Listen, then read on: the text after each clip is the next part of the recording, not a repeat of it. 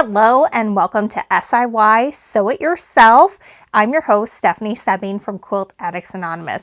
Today I've got a really fun tutorial for you. It's how to make a coordinating pillow to go with any quilt that you've ever made. It's going to be quilted, and the pattern to go with this, which you can get on SIY-Sew-It-Yourself.com, has all the instructions for various standard type throw pillows and also bed pillows. So this will work for a pillow sham as well as just a throw pillow to match your couch quilt as well.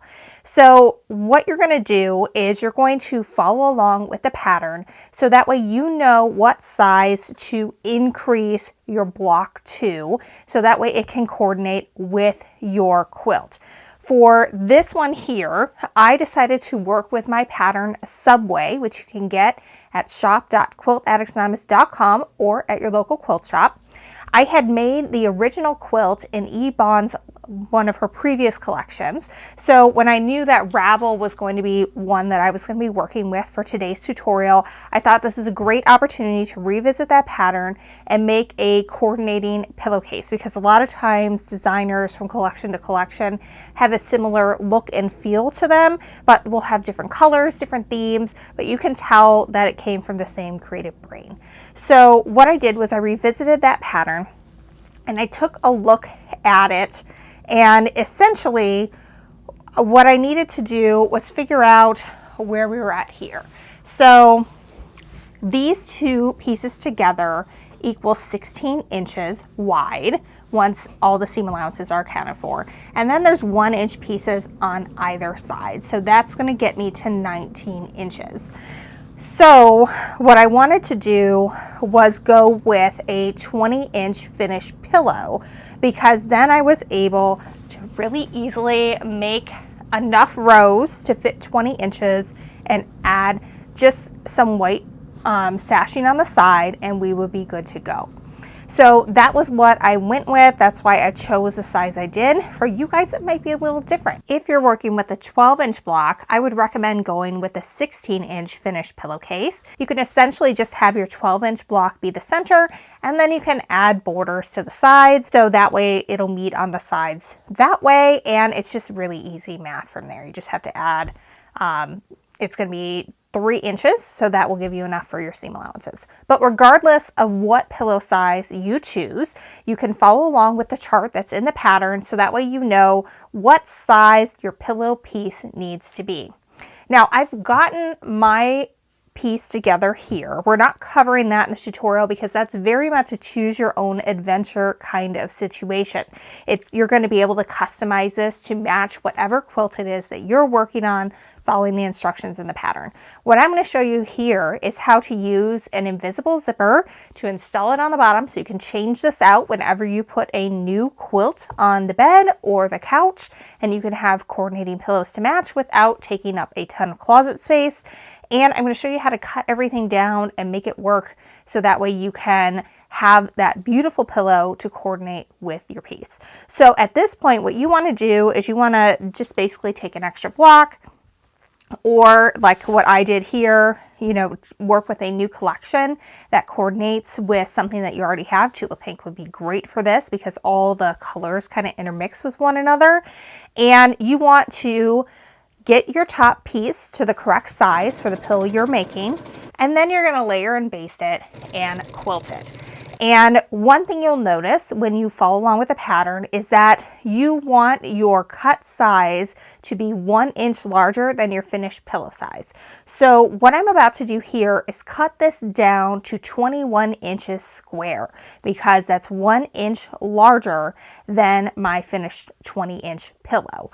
Now I went ahead and piece this, so that way it would be a little bit bigger than that. It's actually about 22 inches going all around right now, because I know that when I quilt, things tend to shrink up a little bit, especially when I'm working on my domestic sewing machine, which I wanted to do for the pillows. I didn't think it was worth pulling out the long arm for that.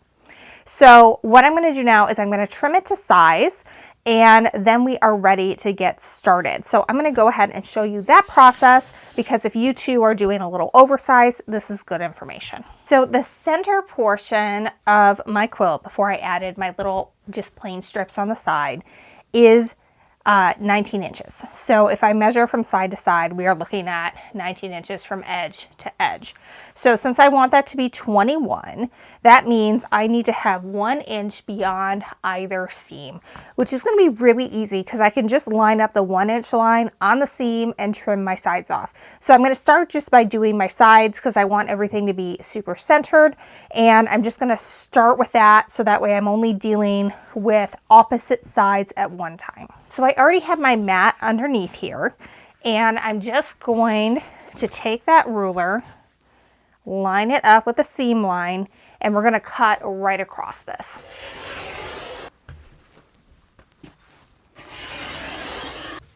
All right, so now that my edges measure 21 inches, so 1 inch larger than the finished size of my pillow, I'm going to go ahead and measure the other side so I can get the top and bottom trimmed as well. So when I measure this and I center it, we are looking at about 5/8 of an inch on either side. And it's important that you measure both because when I was working on the other half of the pillow, so for the back side, it was 3/4 of an inch. So make sure you're measuring both sides separately because things change. Fabric is not something that's always going to stay exactly the same shape, no matter how accurate we are. And so it's a good thing to keep that in mind and always measure both sides individually. So I'm going to go ahead and now line up the edge with 5/8 of an inch in and go ahead and trim.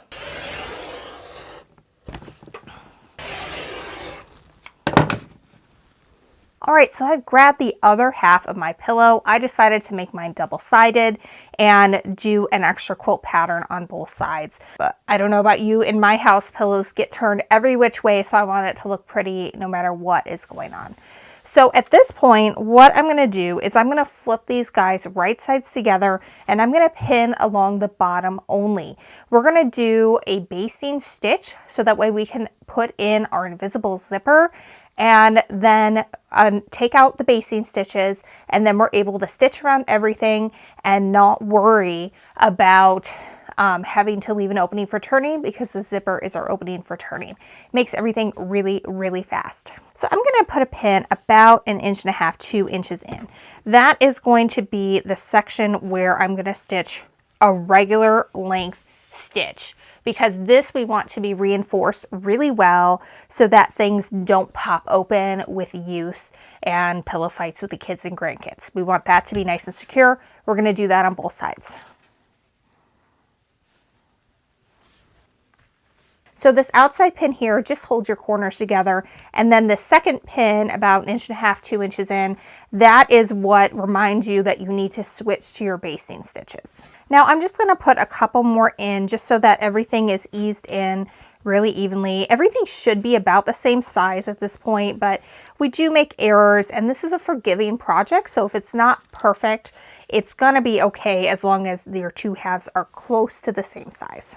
All right, so now I'm going to stitch with just a regular stitch length from the corner to my first pin.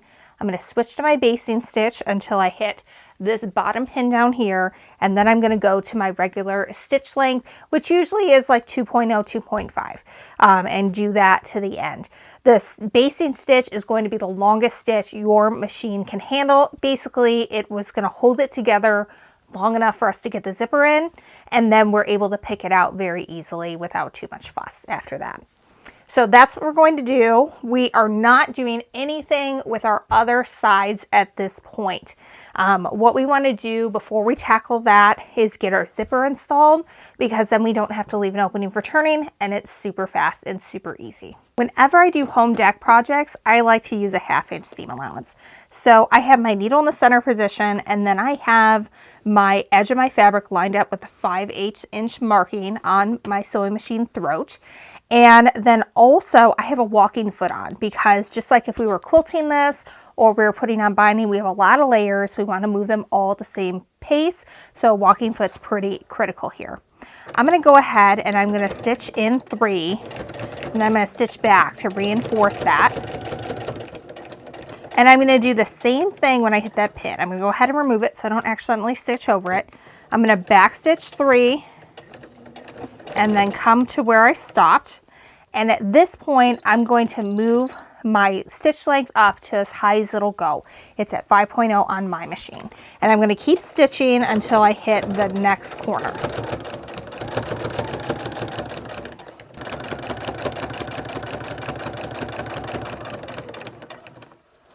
All right, so I've come to my last 2 stitches. So this is my reminder to turn my stitch length back down to its normal stitch length, which is 2.5 or 2.0. Either of that is fine.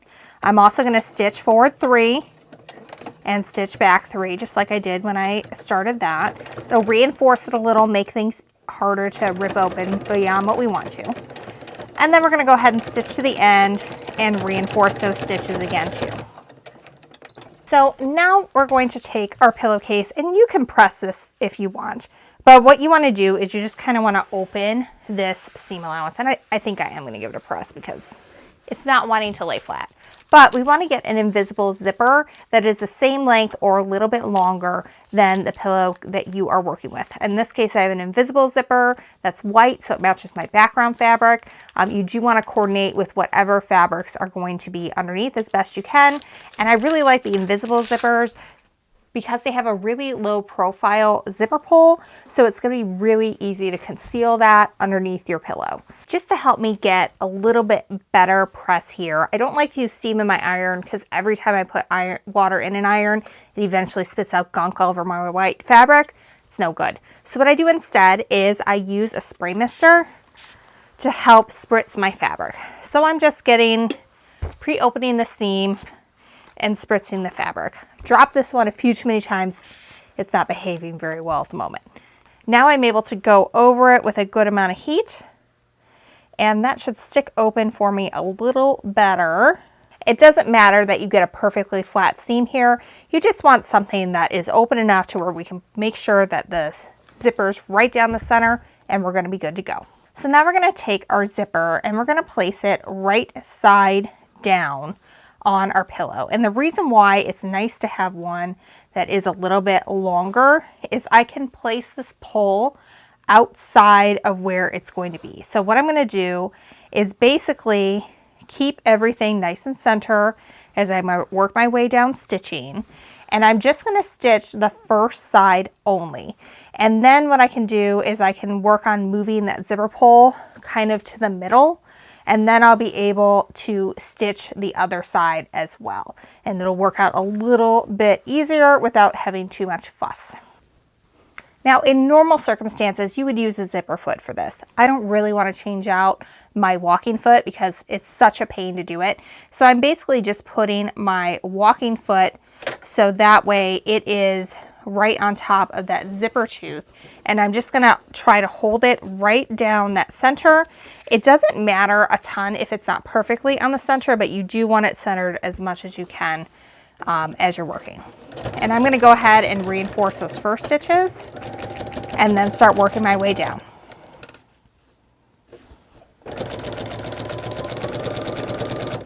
This is not like sewing an invisible zipper into the back of a dress where you have to get it inside the zipper teeth. The point of this is mostly to make sure that this is going to cover on the bottom. And as long as you get that tape to match, you really won't notice if it's coming out a little bit.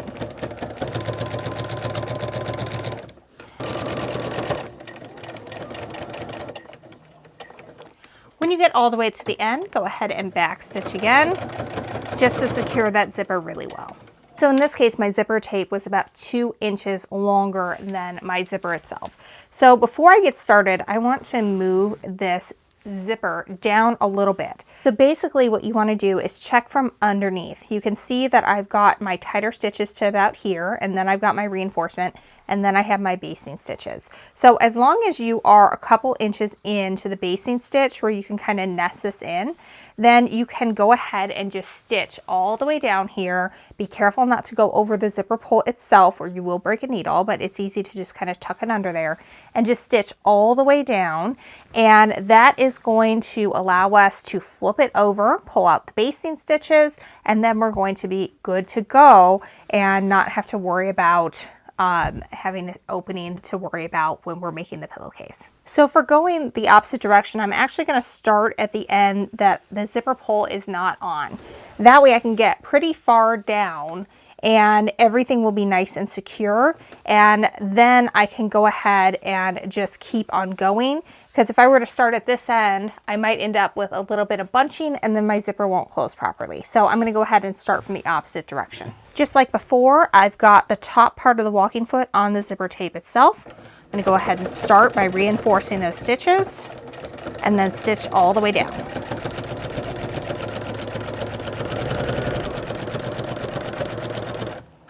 All right, I'm just about to where my zipper pull is. I'm just going to really quickly make sure that my zipper pull is tucked underneath and is way out of the way of the needle.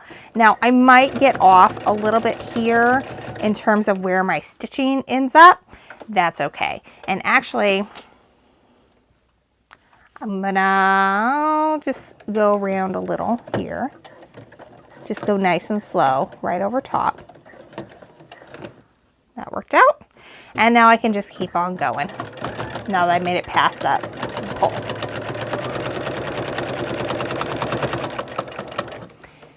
And go ahead and end by reinforcing. So this is where the zipper is, and you can tell from the right side it just looks like another line of quilting. So on the bottom of the pillow, it's just going to be really nice and tidy to work with. So what I'm going to do is I'm going to take my seam ripper and I'm just going to go through the seam. It should come straight off like that. It's really quite easy.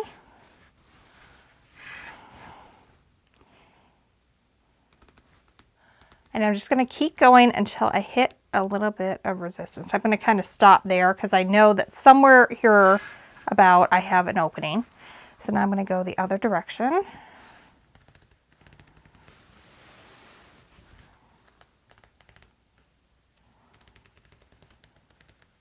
All right, I'm going to stop because I know my basting stitches end somewhere about here. All right, so I should be able to open this up and find my zipper, and it's ready to go. This is looking great. So you want to tidy this up a little bit and pull off all of the extra little threads so they're not hanging out all over your couch. You get a nice finished look. And the other thing you're going to want to do is go ahead and clip the sides of your zipper tape so that they're even with the edge of your throw pillow cover. All right, so now we've got a nice opening for turning. We're ready to sew our other 3 sides together and then stuff our pillow form. It really is a fast and easy project. So now we're going to go ahead and put this right sides together with our zipper opening. We're not going to sew on that side, but I am going to go ahead and match up all of my corners here. And in this case, because I have straight line quilting, I'm going to try to match that up as well when I'm pinning, so that way it looks like the quilting wraps around the entire sides of the pillow. But you don't have to get that specific if you don't want to. I just tend to be a little anal retentive when it comes to my quilting, so I'm going to do that next. Now, if you're following along at home, you do not have to go as nuts as I did on the sides. That's just because I wanted all of my stitching lines for my quilting to match up.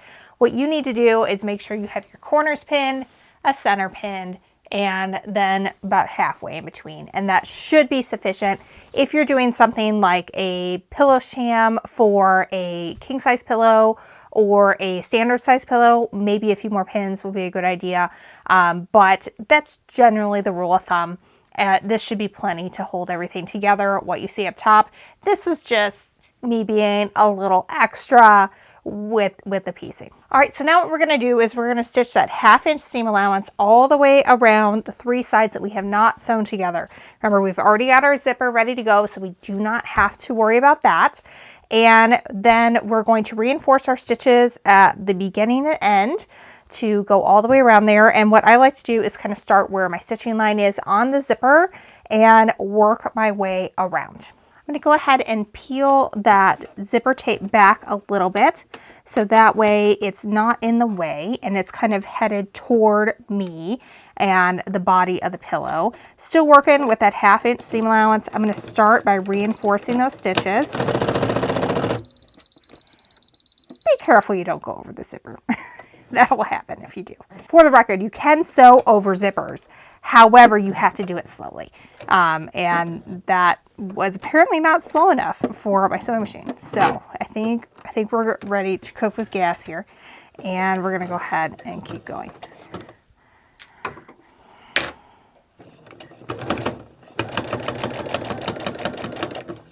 All right, as I approach this corner, I'm generally really aware of where like the 1/4 inch seam allowance is to turn. I'm not so aware as the 1/2 inch. So what I do is I'll stop with my needle down like this, and then I'll turn it to the side, and I gotta do another stitch or 2 because I'm not quite where I need to be. I'll do 2 more. All right, now I'm at 5/8. We are good to keep going.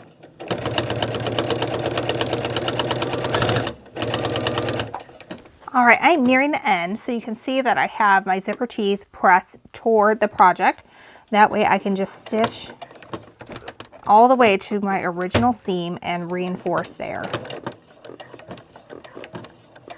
Okay, we're good. Back that up and come forward, and we're good. Now, home deck sewing is just a little bit different than when you're working with garments because having a little bit extra in the corners is not a bad thing. Actually, most interior designers will stuff extra fiberfill in the corner so that way they poof out even more and look extra full. So what I'm going to do now, we already have our opening from when we installed our invisible zipper. I'm just going to turn this right side out.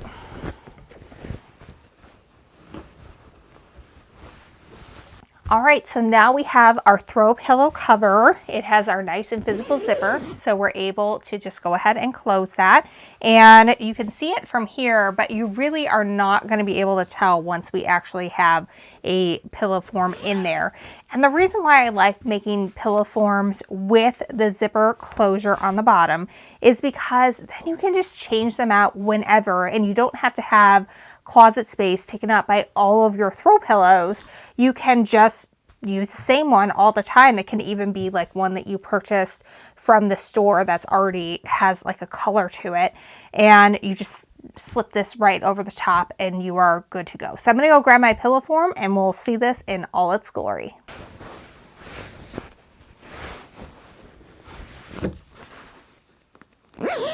All right, so here we have it. We have our beautiful pillow that is going to coordinate with my quilt that I already made from Ebon's previous collection. This one is using her latest release called Ravel. It's from Free Spirit Fabrics, and you can get it at quilt shops near you.